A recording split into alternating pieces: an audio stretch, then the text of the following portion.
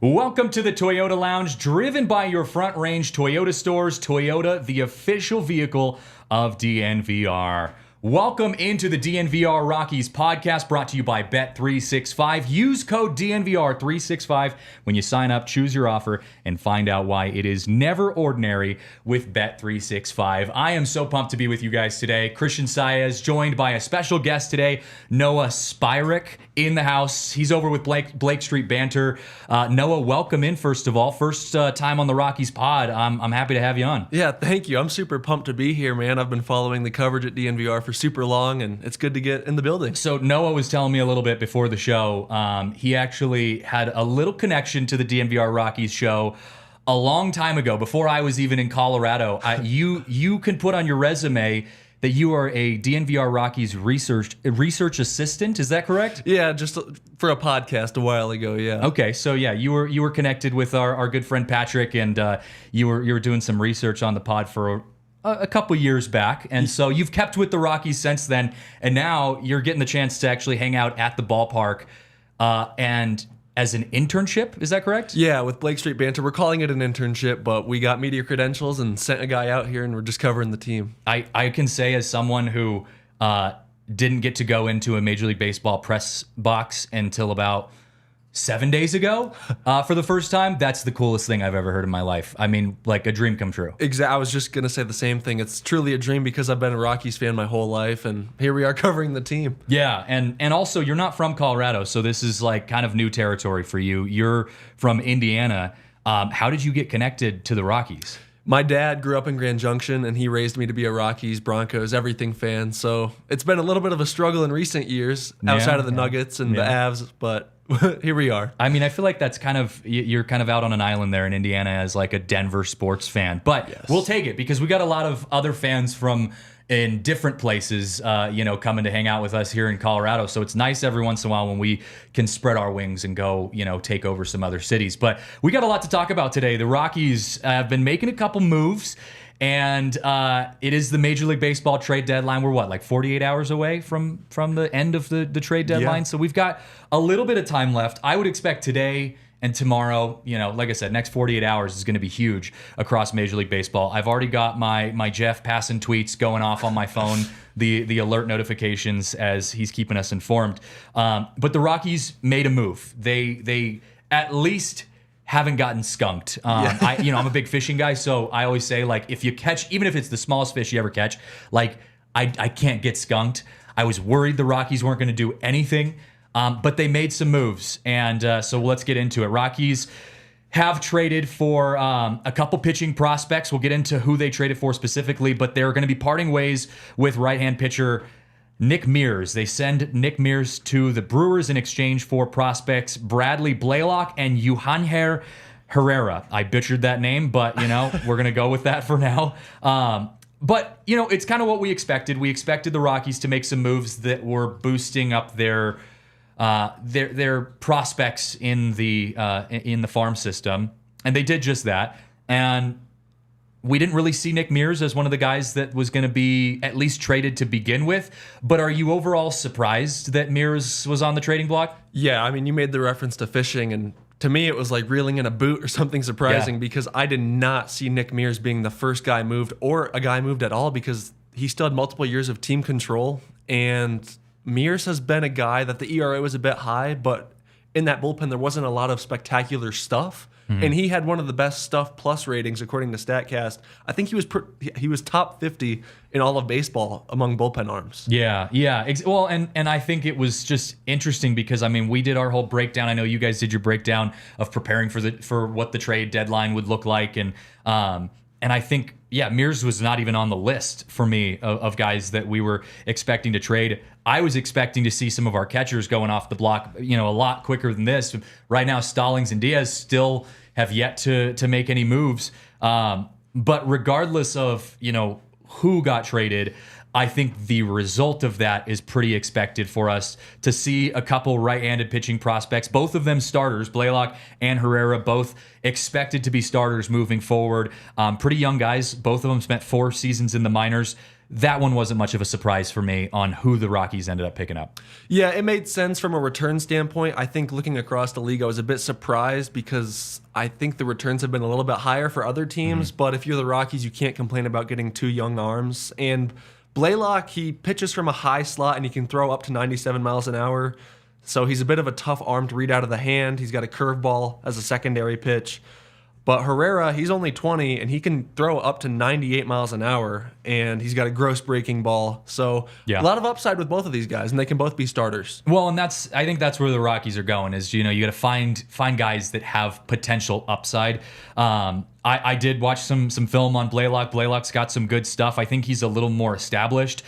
Being 23 years old, he's spent a little more time just kind of developing as a player. But you're right about Herrera. Herrera's one of those guys, and we see it so much. I started out in Spokane working with the Indians before I moved to Colorado.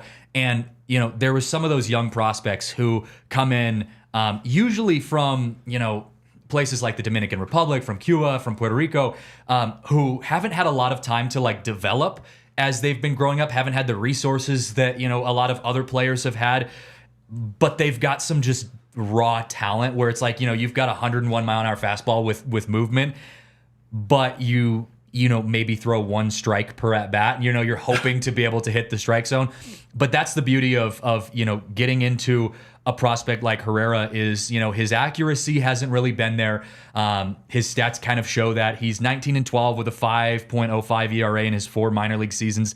He is 9-1 this year, switching off between high A and single A for Milwaukee. But he's a guy that has a huge upside in the sense that if you can kind of hone in some of his stuff, he could be a really good arm that the Rockies could see coming in. And you look at that window that the Rockies are hoping to get in that 2026-27 year, Herrera could be one of those guys. So I think it's cool to see guys like that. I think the Rockies have the right mindset. It's just a matter of is it going to pan out? You're taking a risk when you make decisions like this to trade guys that are on your current roster that are making moves and have value on your current roster for guys that you hope one day are going to be able to show up. Yeah, but I always say the Rockies pitching at Coors Field, they always have to throw darts at a board and just hope they stick. And so they've gone a little bit with the quantity over quality. I mean, Nick Mears, we didn't know how that would pan out. High ERA, good stuff, so it tells you he should improve. You just don't know because in years past, Jake Bird, had a great season, looking like he's coming on the upswing, but then injuries and command goes a little bit. So it's smart to recycle through these arms and keep them fresh. And I think the Rockies, like you said, they're really, really pointing towards 2026, 2027. Yeah, oh, totally. And I did see in our Toyota chat, the catch was asking if we're trading Quantrill. As of now, no, but he is one of those guys that we have kind of kept an eye on because his value has really increased. I know we kind of joke about it, but especially in that Red Sox series, he was pitching with a lot of intensity and for better or worse showed some fireworks out there on the field. But it's just a matter of what pieces do the Rockies want to move around. I think you could get some good value out of Cal Quantrill. But is it going to be in someone that you can bring straight up into your squad now? Is it going to be someone that you pad your farm system with? That's going to be the question. And, we did see that Blaylock did get assigned to the 40-man roster pretty much straight away. So they're expecting Blaylock, who has had 1 major league appearance. I believe he pitched 1 inning. It was a pretty good, hitless inning, if I remember correctly, with Milwaukee. But it's just a matter of, are the Rockies wanting to get guys that can show up and play now, or are we wanting to really just booster up that farm system? Yeah, I think ultimately with all of the trades that they make, and hopefully there are more, they're going to be going for starters that can... They want to end up with about 7 quality starters that they can consider for next year because, as we know, the Rockies have had problems with injuries to their starters. Yeah. Senza, Herman now back on the injured list. They need quality arms and they need depth, and that is 100% what they're going to go. Yeah, Ty Block did get designated for assignment just a couple days ago. He was the guy who came in to pitch when Herman went down with that injury, and Block had pretty much the only bad outing that we saw out of any pitcher during that entire Red Sox series. I mean, he came in, gave up 6 runs. Bullpen came in and was solid after that. But we talked to him after the game in the clubhouse, and he was pretty down. It was a tough outing for him. So that's that depth piece, though, that you're talking about with the Rockies. They've just been lacking that depth. You haven't been able to find guys that can just consistently work within that rotation. I look at like the Seattle Mariners, who are struggling in a ton of other ways, but their pitching has been so solid this year. And for so long, their pitching was where the Rockies were. And teams like that give me hope, because you see that and you say, okay, I mean, I grew up in Seattle, so like I was a front row seat to watching the Mariners have like guys like King Felix, who was a stud, but no backup for him, and he was just kind of out there on his own. And now to be in the place that they're in, where they are kind of vying for that first place in the division with the Astros because of their pitching, solely because of their pitching, it gives you hope for a team like the Rockies. I wanted to say something though, because I've been seeing a lot of comments on Twitter and on social media about people kind of being concerned about the way that the Rockies are moving forward and the trades that are being made or the trades that are being discussed. I wanted to say that it's important to remember the Rockies are in a rebuild right now, in a place where when you're in a rebuild, you have to almost get worse sometimes to get better. And that's where you're at right now with a team that's in a selling mode. You're getting rid of current value in order to bring in guys that have high potential but aren't as valuable currently. So you're going to be seeing, if the Rockies are making moves over the next 48 hours, you're going to be seeing guys potentially being traded away that have current value for the team right now. Quantrill being a perfect example, is a guy who is good on the Rockies right now. But is he someone that fits our version of the rebuild? I don't think so. Same thing with guys like Diaz and Stallings, Gomber being another guy that's thrown onto that list. So we've got to be aware as Rockies fans that we might get worse this year. And that's okay, because the idea is in the long run, we've got to be getting better. And that's what the Rockies need to be focusing on. Exactly. And I think last year, the Rockies' first franchise season where they lose 100 games in a year, that's a step that no one ever wants to take. But now that it's done, it's done. Yeah. And it's out of the way. If they're on their way to losing 100 again this year. I do want to point out, I don't think that the pitching has been as bad as most people think from the outside, because the bullpen is all pitching where they're not supposed to be. The Rockies don't have a single man on that roster that is a closer. He has been trained and practiced as a closer. And so when everyone pitches out of order, that kind of messes everything up. I think I saw that Beeks in save situations has over a 7 ERA, and then in non-save situations it's below 3. And so they're training Victor Vodnik to kind of be that closer. I think next year, if the Rockies have 7 quality arms that can start, they might go out and sign. This offseason, they're in a position to make some moves and bring in talent. They might go out and sign a really high quality closer and bump every bullpen arm back to their real natural position. If that makes sense. Yeah, well, and it gives you the opportunity when you have that depth to make some moves and to be flexible. We heard Bud Black talking about flexibility when he brought Chris Bryant back into the lineup and saying, how is he going to play into this role with Tolia now being at first base and Blackman still being kind of in that designated hitter role. It gives you so much more flexibility if you're the Rockies when you start building that depth in your farm system to start bringing guys up. And we're seeing that farm system starting to produce talent from the hitting standpoint. Michael Tolia being a perfect example of that. Guy was in Spokane when I was there just a couple years ago and has moved straight into a very high output role with the Rockies, where he's got, I think he's tied for 11th in the National League for home runs. He's leading the club. Yeah, leading the club in home runs. His average has to get better, but you've got that piece already put together when it comes to position players. You've now got to transition that into guys that can be good talent in the bullpen and as starters. And so it's nice that the Rockies have some vision on what they want to accomplish here, but they've got to execute that now. And I did want to say, to follow up to kind of my point about you've got to get worse before you get better.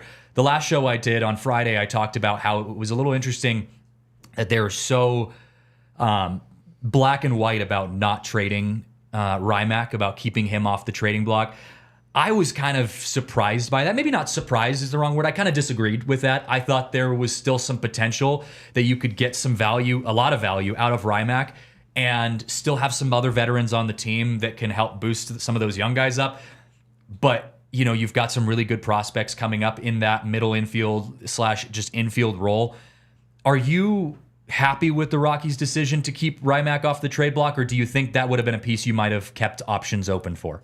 I think, just to play a little devil's advocate, I'm fine with the Rockies keeping RyMac because he's 29, and all of a sudden with the emergence of Doyle and Tolia this year, you look out at the position players that would be on a contending team, and Tovar's locked in. McMahon's locked in. Tolia has all of a sudden locked down first base. Doyle has become, he should have been an all-star, looking at the numbers, an all-star center fielder.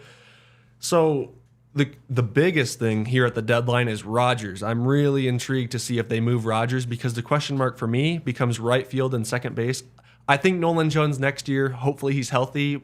Last year he showed so much promise, and if you could park him in left field, you have almost every position figured out except second base. I think Chris Bryant's going to be right field DH for a while. I mean, he's not going anywhere, folks. Yep. And then with the catchers, I don't think they'll move both, but I think one of them will be here next year, and I wanted to say Drew Omo will be up. Yeah. No, and there's some young talent that's moving around in that farm system that we might be expected to see making progress here over the next few weeks, the rest of the season. The other thing too is the Rockies, they're not going anywhere this season. They're not expected to make a playoff run. It would be a miracle if they even were in contention in the wild card. So right now, you've got a place where you can kind of move some guys around and get a little creative and see where things go. But I want to continue to talk about Major League Baseball trade deadline, but we're going to kind of transition here in a moment. But I want to thank our friends at Indeed for sponsoring our Major League Baseball trade talk today. It's all brought to you by Indeed. Listeners of this show are going to get a $75 sponsored job credit to get your job more visibility at Indeed.com/ALLCITY. That's Indeed.com/ALLCITY. Make sure that's all caps, by the way. Terms and conditions apply. Need to hire? You need Indeed. Well, I want to also talk a little bit about a great partnership that we have here over at DNVR, and it's a new partnership as well, and it's with our friends over at UC Health. UC Health knows how important mental health is, and it encourages Coloradans to live their healthiest lives through statewide initiatives that include taking care of your mental health. They want you to live like there is a tomorrow, and God, we hope so for Colorado Rockies' sake, because we are only focused on the tomorrow with the Rockies. But in honor of the Olympics kicking off last week, UC Health has a pretty cool story I wanted to read you guys about a local kid from Colorado who made a pretty cool recovery. David Schlicht was a former Olympic hopeful from Colorado. He was in the skiing world, which I know our super producer Kale is very involved in, but his life took a turn after he lost his leg in a ski training accident.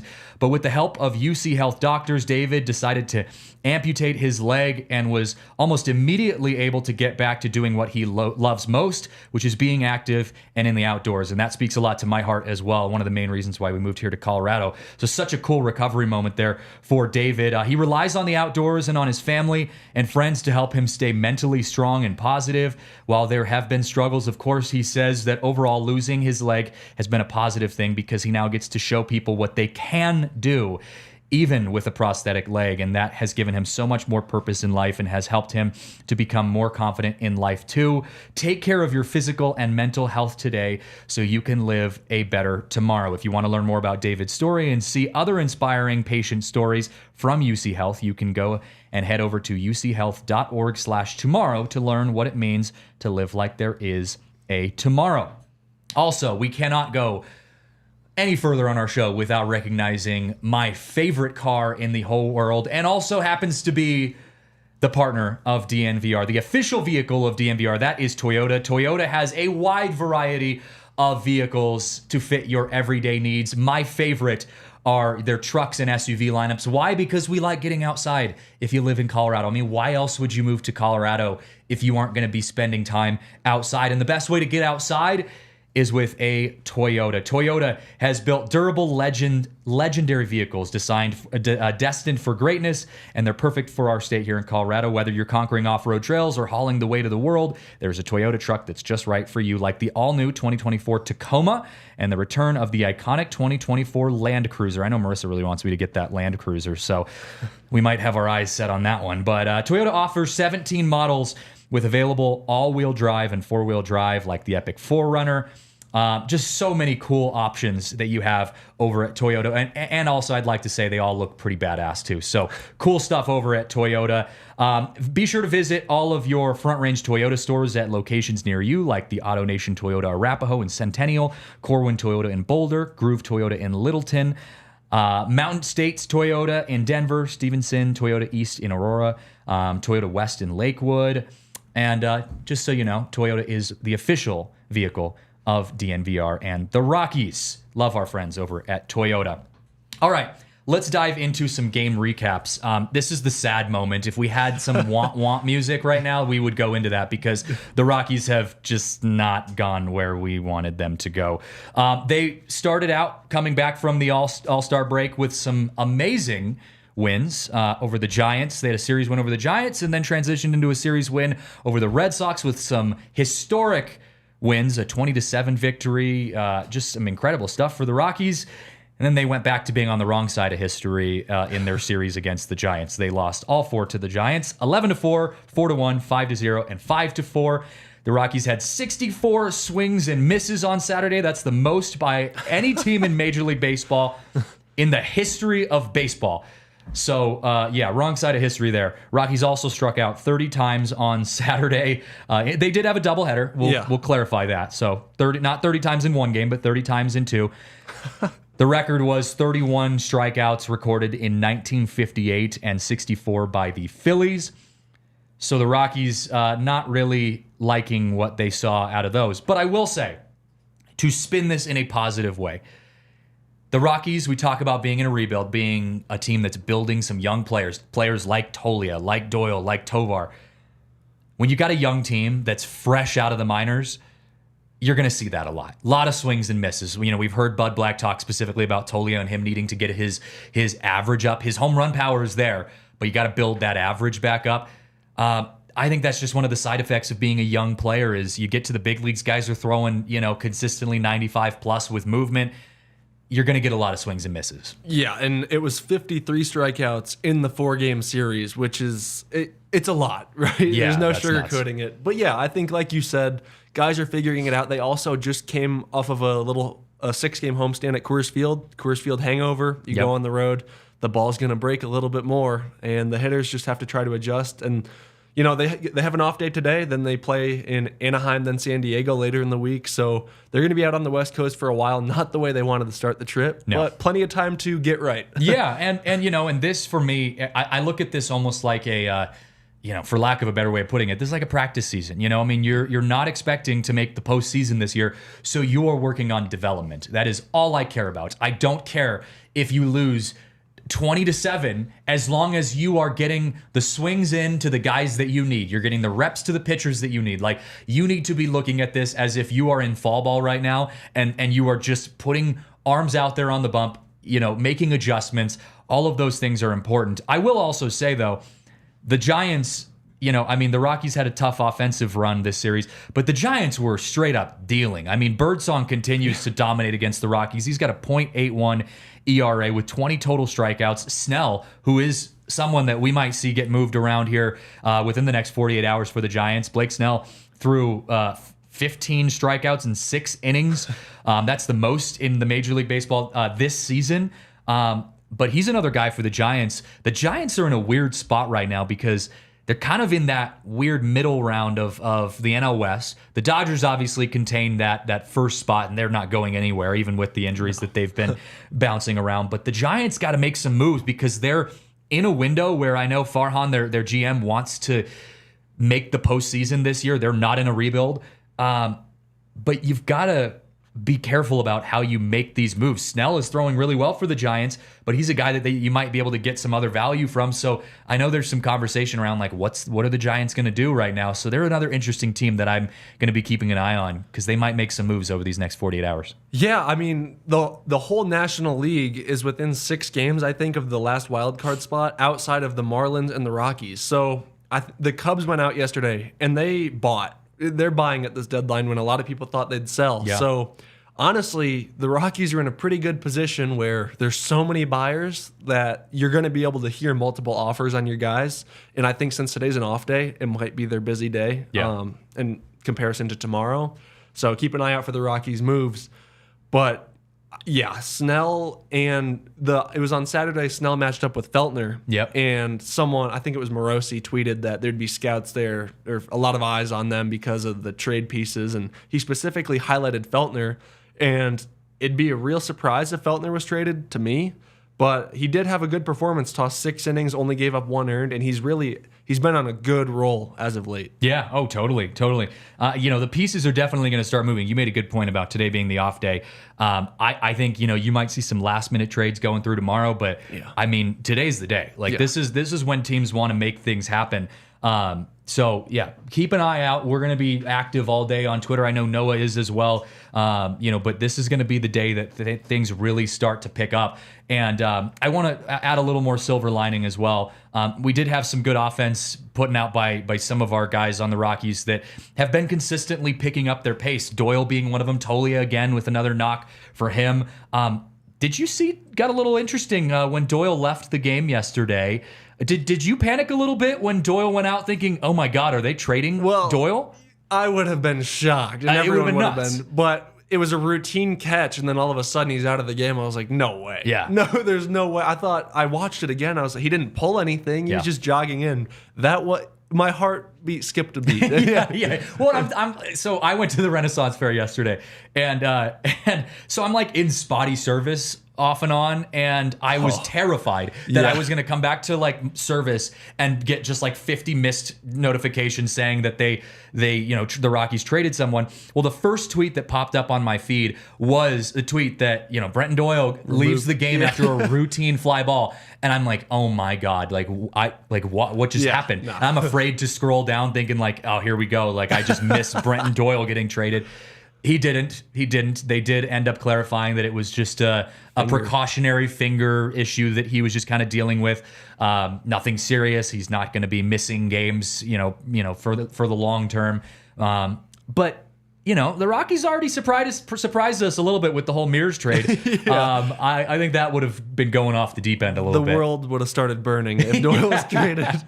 It wouldn't make sense. Doyle is such a pivotal piece of the rebuild, and I talk so much about you've got to move pieces that fit your rebuild. You can't have guys on the team that don't fit the rebuild. You've got to have young talent coming in, and if you're going to have veterans on the team, they've got to be guys that are going to be producing and also helping young guys develop. If someone doesn't fit that mark, get rid of them. Get something for them. Doyle is a guy that you are building your team around. Same thing with Tovar. Same thing with Tolia. These are guys that you're starting to see that are really producing, and you're building your entire roster around them. RyMac, obviously, they've completely honed in on him as well, being part of that. It would be downright stupid if they got rid of him. So good on the Rockies, not getting rid of Brenton Doyle.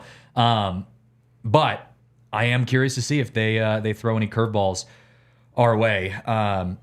Speaking of some weird updates, though, I wanted to ask if you saw this. Did you see that article that came out on the update on the whole kerfluffle, as Patrick Saunders called it, between the Red Sox and the Rockies? I believe it was Mass Live, this Boston media outlet, did an article. We did post. I posted it on Twitter. And if you read through the article, it sounds like a lot of the players on Boston's team on the Red Sox didn't actually know what Cal Quantrill said to Reese McGuire during the game until after. I mean, they just see, okay, guys are going at it like we're all getting out there. They didn't see what he said until after the game, and that kind of reflared the emotions. And apparently, Coors Field security was getting ready to get involved, and there was allegedly Red Sox players waiting at the Rockies bus. I mean, all of this is kind of all speculation, but still some kind of crazy stuff that was happening after the game, and we were out there too, and we didn't see any of that. Exactly. Well, and then I saw something in the article too that they were concerned if both teams arrived at DIA, that they might fight at the airport or something. Can you imagine? Holy cow! That would be nuts. We'd be sending reporters out to DIA, guys, the Rockies and the Red Sox are fighting right now. Yeah, I mean, it was ridiculous. I think it's interesting too because we were back up in the press box writing our articles, and we saw Cal Quantrill going out to the bus. He was one of the first ones out because he had already showered. He finished his start. It was great. They got a win. Yeah. I mean, I just can't believe that, we can kind of see through the tunnel where the bus is. If we would have started hearing yelling or something. That would have been nuts. Well, it's funny because we were down talking to Quantrill after the game and asking him about that. And he was so, politically correct about how he answered everything. Hey, I play with a lot of emotion and, got away from us, words were exchanged. That's it. And it's like, obviously that is not what happened. It went so beyond that. But it's just funny to see how the players are reacting, and then hearing that Trevor Story, I put out a tweet that game too, saying, it's like Trevor Story being stuck in the middle, like wondering what side to fight. It said in the article that Story was one of the guys that helped calm everything down because he's obviously got friends on the Rockies and you got friends now on the Red Sox. Like, how do you decide who you're defending?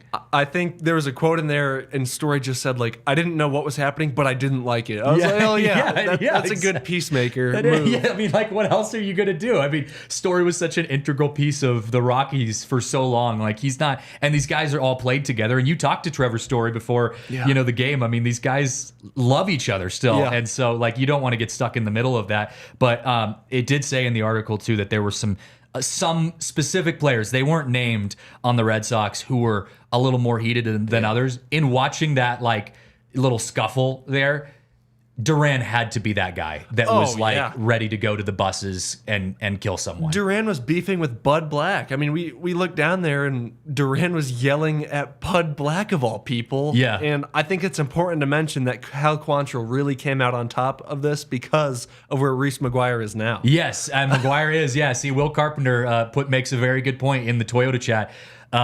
Reese McGuire did get DFA'd. Was it yesterday? So what a brutal week for Reese McGuire, dude. I mean, because I also had said in the article that the Red Sox players were seeing how much this blew up on social media. It blew up on social media. And McGuire's probably sitting there all right, I made a mistake 4 years ago.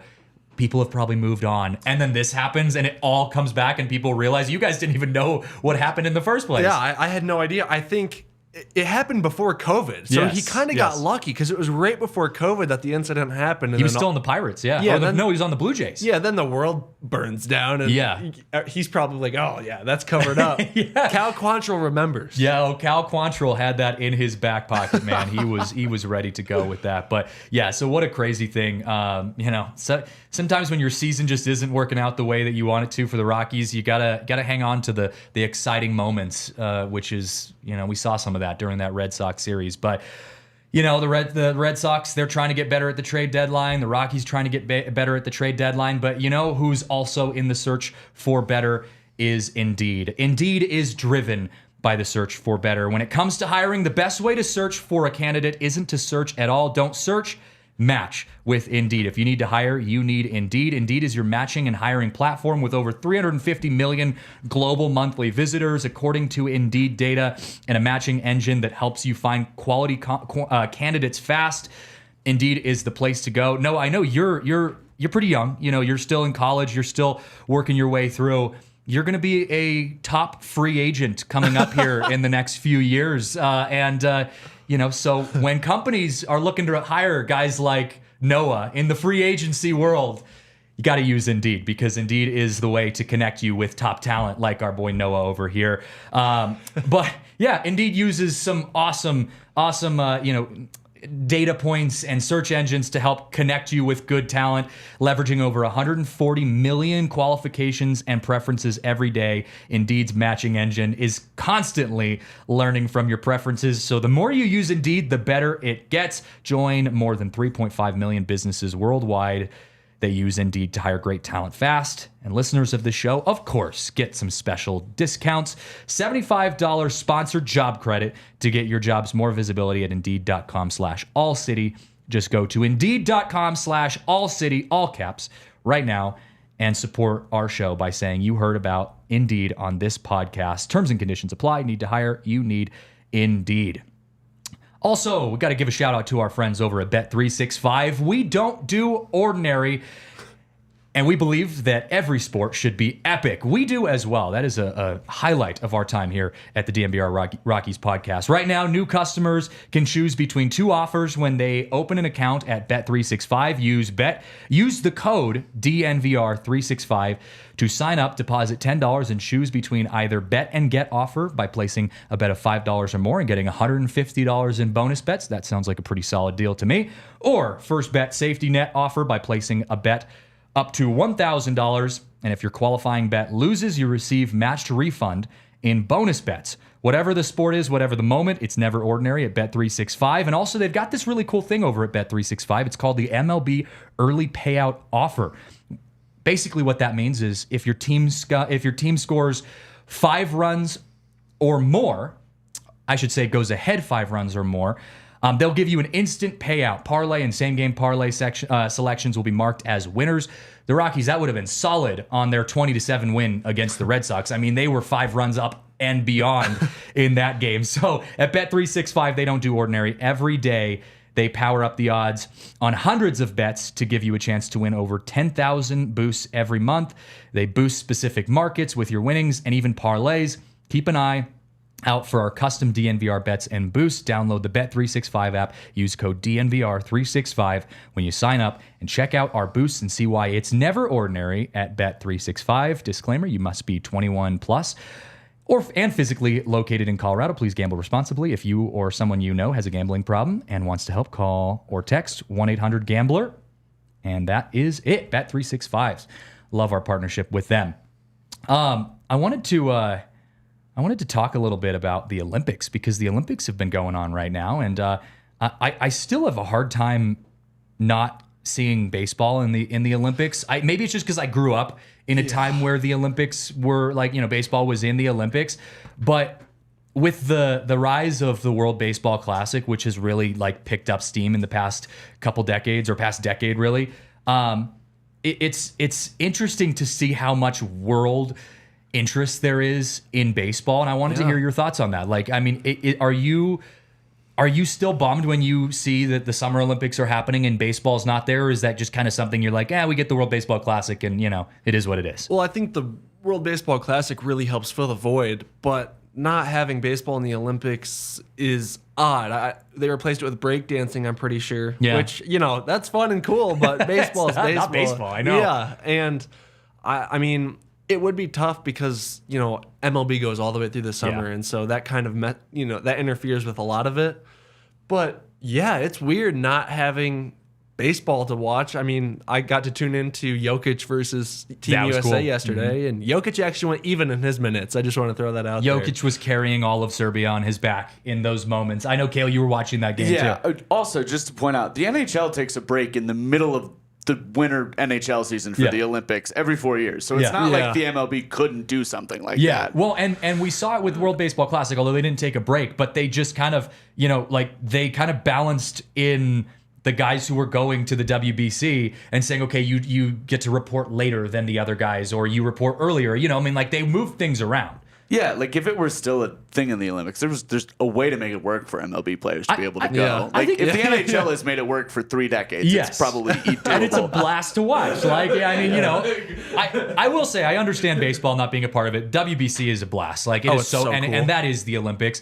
But for softball, that's the one that gets to me. Softball doesn't have the same following in a professional softball setting that you have for you don't have the Major League Softball like you do with the MLB at the same level. And so I always loved watching softball when I was growing up in the Olympics, and that to me feels like such a waste of opportunity, because softball is so fun to watch, and I love watching the College Softball World Series. It's just so much potential with some of these really young college athletes that could go on to play in the Olympics. And to not have that in the Olympics, that feels like more of a waste to me. Yeah, and I mean, it's similar to gymnastics, and where in college there's plenty of programs, but then after they graduate, where exactly do they go? Because a lot of gymnasts, they just train for the Olympics, and then sometimes they leave college early, and then they can go to the Olympics with college. But without a softball stage, how is it supposed to be promoted to younger girls and players who want to play? And I think if the reason it got taken out is because of lack of support for the game, like now there's how is it supposed to gain support without that stage? And also, women's sports is crushing it. They're crushing it right now and are so fun to watch. And like to be able to continue to move things in the right direction, you're right. Like there is no next level after college for softball, at least not to the level that you would get at the Olympics. Yeah. So it would be so cool to see some of the top talent in the college softball world, and even beyond that, get to have a platform that they train for even when college ends. I know that in 2028 there are some changes that are going to be made. I know Will brings up that baseball is going to be back in the Olympics in LA in 2028. I'm just so bummed that we haven't been able to see that come back for softball earlier than what we have right now. So hopefully they continue to make changes, because that is going to be a blast to watch. But there are a lot of new sports, breakdancing being one of them, flag football another one. Have you watched some of the I think breakdancing starting today. Has flag football already kicked off? Have they played any flag football yet? I have not seen any. Okay, so and that's I've been still locked into Gold Zone with Scott Hansen. Yeah. Like, I mean, we're waiting for some of these new sports. I think breakdancing starts today, but split screen judo, whitewater kayaking yesterday. Oh, electric! Electric! Living the dream. Kale's sitting there just locked in back and forth between the two. That is awesome. It. I love that. You've got to add the breakdancing into that, though, because I think if you can get breakdancing mixed in with some like archery or some, you're killing it. But I was gonna ask, what's the most interesting new sport that you're like excited for in these upcoming Olympics? I mean, flag football is. I think that's that's the obvious answer. And shoot, I play intramural flag football at my school, and it's awesome. I have a question for you. What Olympic sport do you think you'd medal in? If you had to pick one. That I'd medal in? Yeah. Oh, God. Are we talking just summer games? Oh, we can go We'll go summer. We'll go summer just because we're in summer. If I think I could medal in an Olympic sport, archery. I think I could, hold my own. If you put a bow in my hands, I grew up, I wouldn't say hunting, but I've shot a bow and arrow before. Yeah, and I mean, if you were to stick to that and train, I could maybe get there. 3 lucky bulls. Although I don't know if you guys saw the clip of, I don't remember who it was. This was a long time ago, but the guy who was doing the opening ceremony, I think it was in Greece or something like that, and he lit the Olympic torch by shooting the arrow into the big torch way up high. I watching that. I'm I couldn't do that. Even if I trained my whole life, there's no way. There's people just around. I'm I would send that flaming arrow into someone's forehead accidentally, way off to the side. Oh, oops, my bad. Wind got to that one, guys. So I don't know. Maybe archery in a controlled environment, I could hold my own, but I don't know, man. Olympic sports is tough. And I was talking to Marissa about this last night. We were talking about how, for swimming and, those kind of more popular sports that are just Olympics, you focus more on the Olympics. The Olympics are kind of the biggest deal in those sports.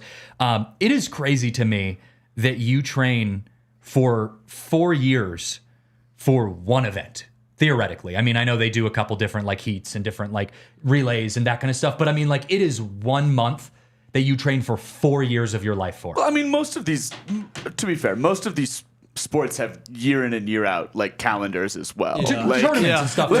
Not even just tournaments. They're even take something obscure like whitewater kayaking. There's a whitewater kayaking World Cup. Yes, sure. So people are traveling the world doing this full time. It's not just an Olympics. But it feels like that's the peak. Yes. Of course it is. And it's for that way for a lot of sports where a gold medal in that thing is the biggest thing you can do. Because you're right. Because I mean there are some of the smaller accomplishments but you're expected to win those. You have this expectation of if you're the best in the world or you're expected to be the best in the world, you should take care of business in in the 3 years before that in like your little world tournaments. Since I say little world tournaments, just the casual little world things. World championships. You should be good on those. But then you get to the Olympics and like everyone in the world is watching you. Well, and that's crazy where, to me. And that's where legacies are made. Legacies are made at the Olympics, and I think that matters more than even because this is my area of expertise, throw it to the Winter Olympics for a second. Like, by the numbers, Michaela Schifrin is probably the most dominant American athlete literally ever. Sure, totally. Like, literally ever. Yeah. But she's traditionally struggled at the Olympics compared to some other people that are her contemporaries. And so people don't really view her that way as like a Simone Biles or that type of thing, because she hasn't won as many golds as people kind of expected her to at the Olympics. Even though if you like look at World Cups and World Championships or whatever, she's like easily the most accomplished skier of all time. Yeah. And talking about legacies, I mean, Katie Ledecky, they show that world record. I don't know which stroke it is. I mean, she's insane. The top 20 is all Katie Ledecky. It's ridiculous. I mean, distance freestyle, she's a freak that like doesn't even, it makes no sense. Yeah. Oh yeah, when I was watching the Olympics though, it was I realized the last Olympics we had was Summer Olympics were during COVID, and so they were doing this whole package on like how the parents and fans of these athletes are actually getting to like watch their sons and daughters compete this time, and I'm like, that's so cool, and also crazy to think. You talk about like the gap between big competitions. Like the last time these athletes were competing in the Olympics, it was COVID. And what a gap between that, like you said. I mean, I know there's a lot of stuff that happens in between, but do you think that's why it feels like there's a little bit more juice behind this Olympics? It's the first one we've had without like all the hoopla, with all the COVID hoopla or whatever. Like it kind of feels like the first normal Olympics we've had in a long time. Yeah, I felt like that with the for basketball, like the national championship for college for me, and then the NBA, because I was there during the bubble year for the national championship, and I was covering, I was in Indianapolis in your neck of the woods covering Gonzaga when they went undefeated and went to the national championship. And I remember just being in the bubble with the teams and being like, this is so weird. And also cool that we're doing that we're playing sports, but like so weird, being in Lucas Oil Stadium that holds 80,000 people. A lot. And there was 5,000 people for like a national championship game. All those cardboard cutouts and whatnot. Yes, exactly. There's some good content for me on the news side, but from a player standpoint, they were like, I remember I did a story on players like meeting their family through the fence at the minor league baseball stadium in Indy. What's the minor league team in Indy? Indianapolis Indians. Pirates Pirates AAA. Yes, I saw Skeens there. Yeah, exactly. And so they were in the outfield through the fence, waving to their families, and I mean, it was wild to me. I'm like, this is like the zoo. Yes, I remember. I remember that. Yeah, it was weird. It was really weird. So we've come a long way, and I'm glad sports are back to their normal vibe that we get, and the Olympics are in full swing. What a cool thing to be watching right now. There's some great Olympics going on around the world and in Paris, and so keep an eye on that. But want to give, before we're wrapping things up, I want to give a couple more shout outs to our friends over at Chinook Seedery. They have got the best seeds on the market. And I don't know if you saw, Noah, that video of Nolan Arenado the other day with the cup of seeds in his back pocket. What a baller move to put a handful of seeds in a little Gatorade cup, plug it up and put it in your back pocket during the game. He pulled that thing out, dumped a whole cup of seeds in his mouth. What a baller move. Well, and people were kind of laughing at him, but I think it's genius. I mean, they don't get caught in your pocket. It makes it easier for the washers after the game. Yeah, well, and the only issue though is if you're gonna put that many seeds in your mouth, as someone who's grew up in baseball, chewing sunflower seeds my whole life, if you put a handful of seeds in your mouth, you get that really bad aftertaste, and it kind of rips up your mouth. It's like the sandpaper tongue and everything. So the cool thing about Chinook Seedery, though, is they bypass all of those downsides, all of the negative effects of that. You can put an entire handful of Chinook seeds in your mouth, and you are good to go. It doesn't leave that after effect. Salt burn.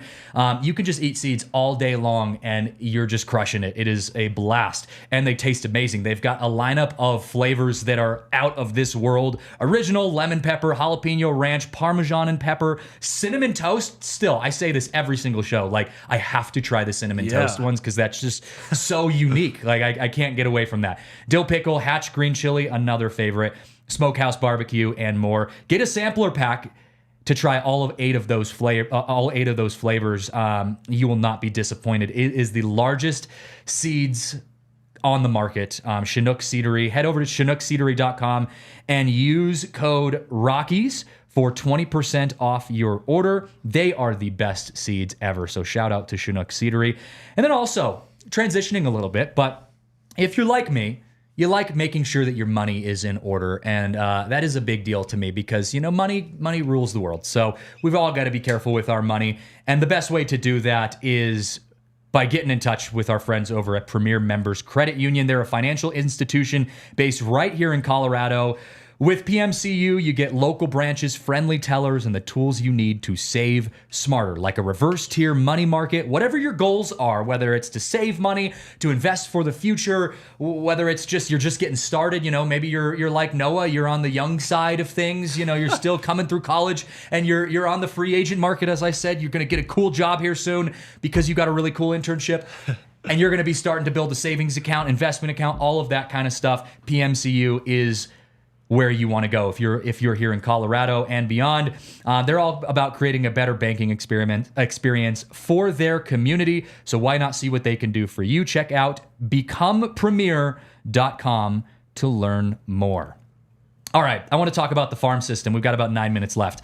Noah, you spend a lot of time looking at some of the upcoming prospects. I used to be in that world when I was in Spokane. Since transitioning here to Denver, I've been kind of starting to get back into the world of the Rockies prospects, but I want you to kind of give me some of your top exciting prospects that are coming up through the ranks right now, because this is the future of the Rockies. The Rockies are looking to their minor leagues to look to the future about like what is this team going to look like by 2026 when they're expected to make a run to the wild card or the postseason.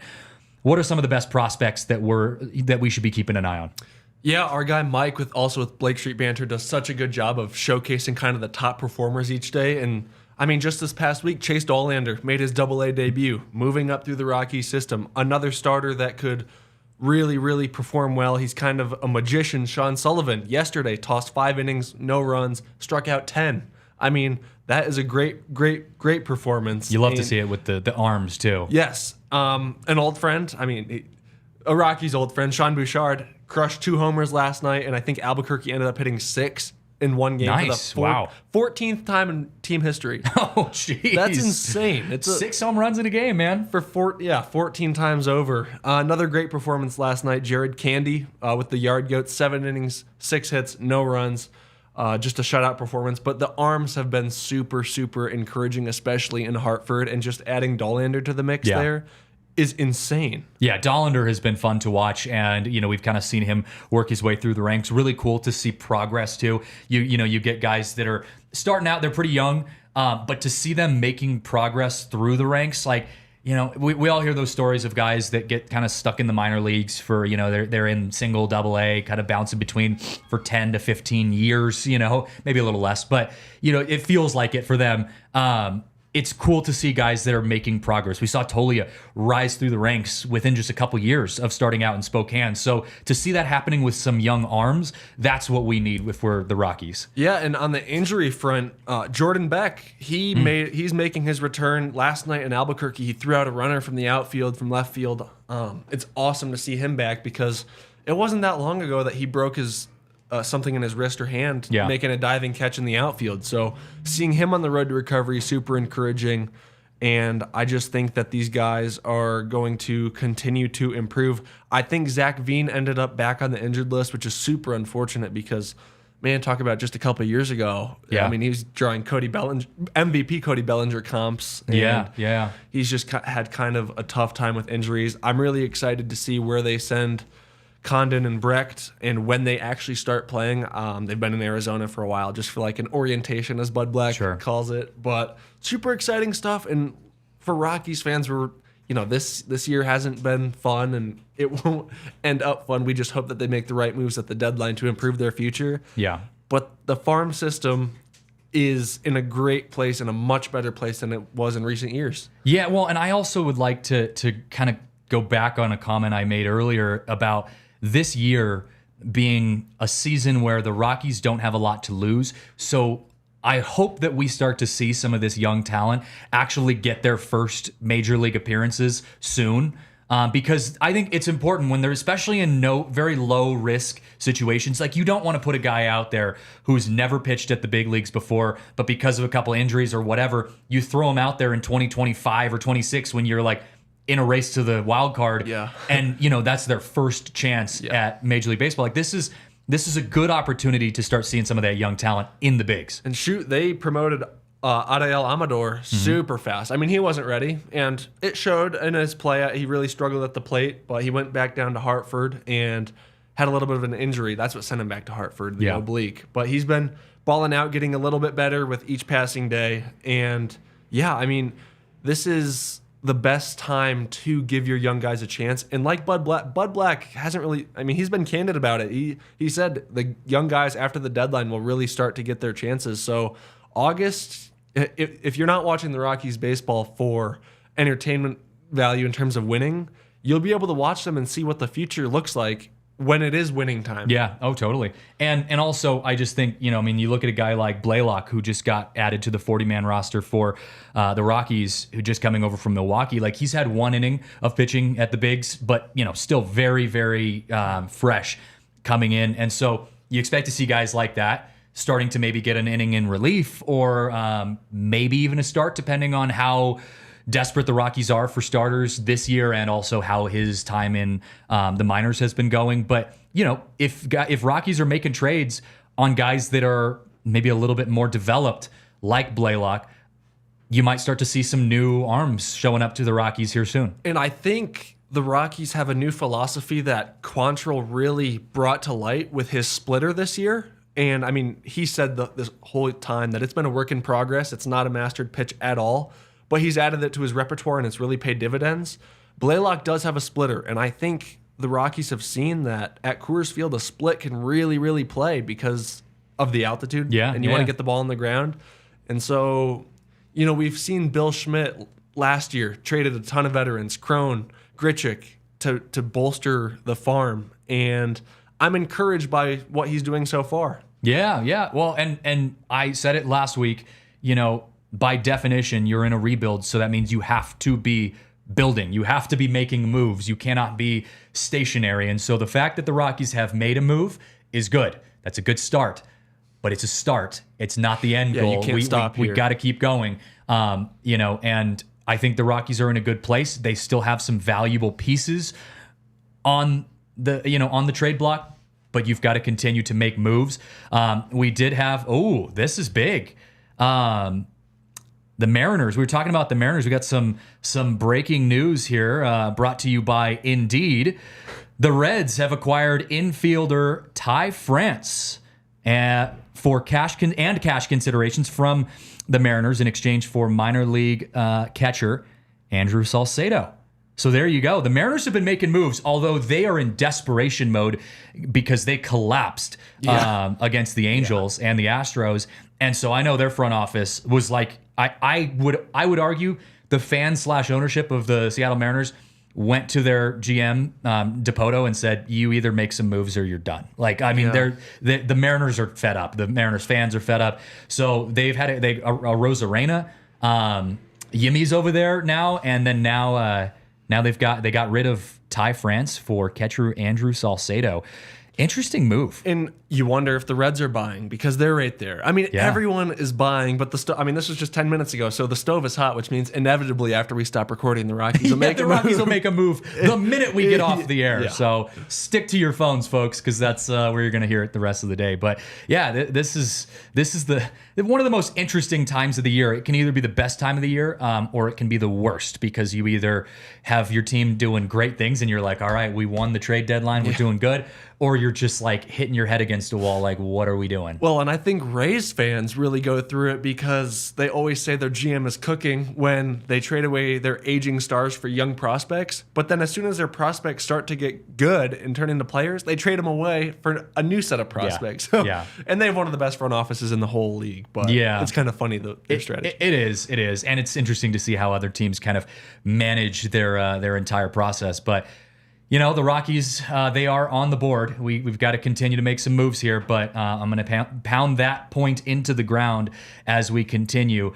Big day ahead for baseball, and big day here for the DNVR Rockies. Noah, thank you so much for popping on the podcast and hanging with us, man. It's been a blast. Yeah. I know we're going to be at Rockies games the rest of the year whenever they come back, like in 2 months, it feels like. Yeah. They're on the road in Anaheim today, or starting tomorrow, and then they finish up their road series against the Padres in San Diego before they come on back to Coors Field in about a week. So stick with us, though. We appreciate your time. We love hanging with you guys. We've got one super chat. Oh, we did get a super chat. It's just from C. Todd Ghost. Thanks for the super chat, guys. Appreciate it. Thank you, Kale, for reaching out and letting us know. I'd like to say hi to you as well. We love hanging out with you guys and the fans, and the super chat, the Toyota chat. Always a good time hearing from you guys. And stick with us on Twitter. Noah, give yourself a quick plug real quick before we sign off. Where can our friends find you if they're looking on the socials? My Twitter is just my name, Noah Spirek, and I'm with Blake Street Banter. Sweet. I'm Christian Saez at CJJ Saez on Twitter, also at DNVR_Rockies. We're going to be hanging with you all week as we get this trade deadline talk going. So thanks for tuning in. We'll see you next time here on the DNVR Rockies Show. We all silly like the mayor.